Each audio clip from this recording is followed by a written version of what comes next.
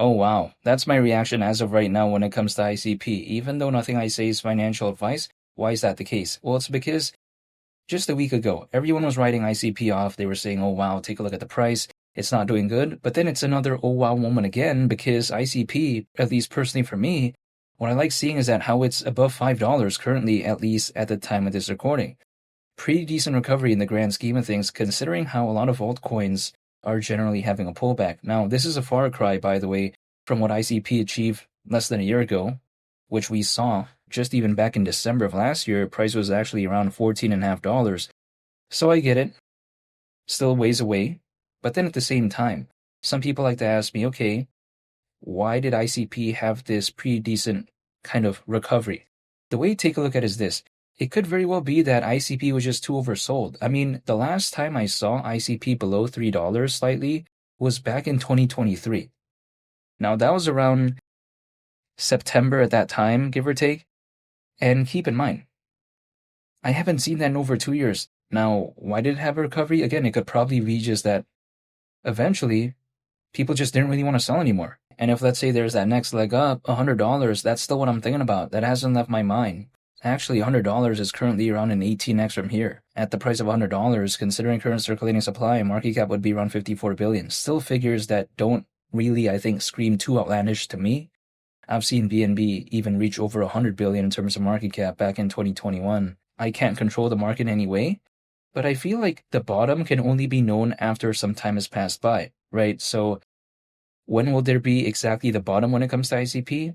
Who knows? However, could that slightly below $3 range be the bottom?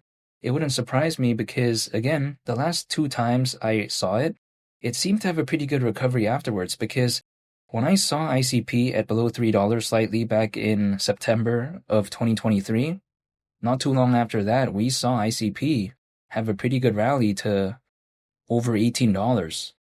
And then there was a pullback, of course, I'm totally aware of that. And again, we saw ICP yet again at slightly below $3, but then now it's above $5. Will this rally continue? Who knows? I mean, I can't try to know what exactly is going to happen to the market, but I think that in the short term, I just don't see ICP going to above $15 or something like that if, let's say, there isn't an altcoin season, because altcoins, generally speaking, they're having a pullback, so there's going to be a ceiling here, right? Like, to me, do I see ICP just randomly going to above $15 tomorrow or something? No, I just don't see that. But then I still like seeing the recovery nonetheless, and I think if anything, this also kind of showcases, at least personally to me, that it is not possible for me to find the exact moment. And I think also this indicates to me that preparation is key, because I was just consistently dollar cost averaging into ICP. And by doing that, if let's say the market ever decides to wake up, it's kind of like going along with the ride. I didn't have to try to anticipate this, by the way, right? I didn't have to try to find the perfect moment, because quite frankly, there was no way for me to know that ICP was just going to randomly have that recovery. Logically speaking, if I'm just taking a look at the altcoin space overall, I wouldn't think that ICP would have a slight recovery, right? Which it actually has as of right now in the grand scheme of things. And I think, again, that showcases that sometimes things can just wake up suddenly. I have no control over that. So what I do with all the projects that I hold is I literally just dollar cost average, hold, wait, and that's it. Because, again, sometimes projects, they're going to do their thing at different times. It's not just going to be all at the same time like that sometimes. Again, take a look at, for instance, my holdings when it comes to CBCN, when it comes to, let's say, in the case of VeChain's primary native token called VET. Take a look at how they're doing. Not that good, right? But then suddenly ICP had that rally, slightly in the grand scheme of things, but then still, they didn't go along with ICP. So I think that showcases that sometimes things are going to do what they want at different times.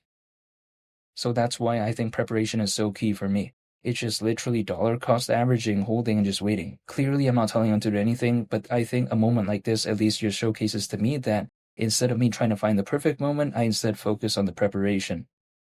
When will be that next leg up when it comes to ICP? I think, hypothetically, it's probably going to have to wait for really, I think, a major movement in the altcoin space. I really do believe that because, again, even though maybe ICP could stabilize around $5 or around $4 or something like that, in order for it to kind of do that $10, $15, $18 type of movement, I think there would have to be generally this good sentiment when it comes to altcoins overall. So this is why I'm not like too excited. Like I'm happy to see this, right? But I'm not like at a 10 out of 10 excitement level. If I were to put a kind of scale when it comes to this, I would say that my excitement level is about a 3 out of 10 because I do like seeing this recovery nonetheless, but I think by no means this is, you know, gonna be anything like too significant, at least if there isn't an altcoin season. Now, when will there be exactly an altcoin season? I do not know the answer to that because I can't control the market. But if there was one, then I think maybe hypothetically, if ICP went along with the ride and kind of had that next leg up, that wouldn't surprise me. But if there is an altcoin season, I think there's probably going to be a ceiling here, at least kind of in the near future, right? But again, granted, if let's say for whatever reason an altcoin season starts next week, then, I wouldn't be surprised if ICP had that next leg up. But again, it would have to probably wait for that. This is just my perception, even though clearly, again, I'm not telling you anything, and even though nothing I say is financial advice. But nonetheless, I think that the internet computer just fundamentally still seems very impressive to me. Again, I think Caffeine AI is probably going to be its biggest narrative moving forward, especially if we do see an altcoin season during this cycle.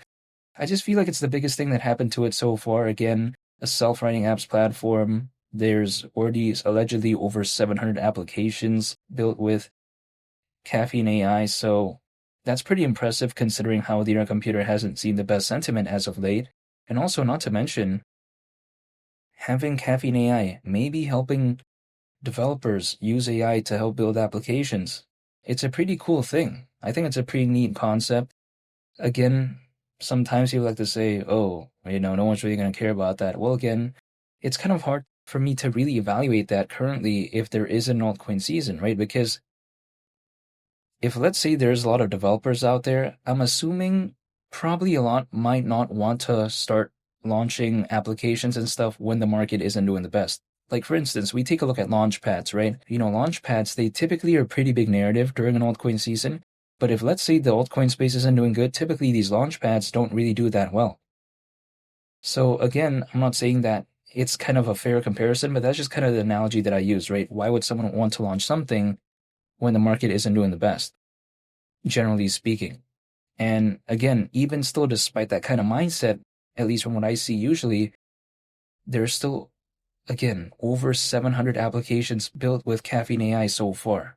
That's pretty impressive. So if, let's say, the market conditions were way better, would there be over 2,000, 3,000? Who knows? But it wouldn't surprise me if even already as of right now, there's, again, over 700, But this is just the way to take a look at it. Now, when it comes to the internet computer, generally speaking, again, if let's say we even remove Caffeine AI, there's still pretty interesting things about it as well. Like for instance, we take a look at the Solana and ICP integration, which I think is pretty impressive. Not to mention, I take a look at Bitcoin DeFi, which is powered by the internet computer, allegedly.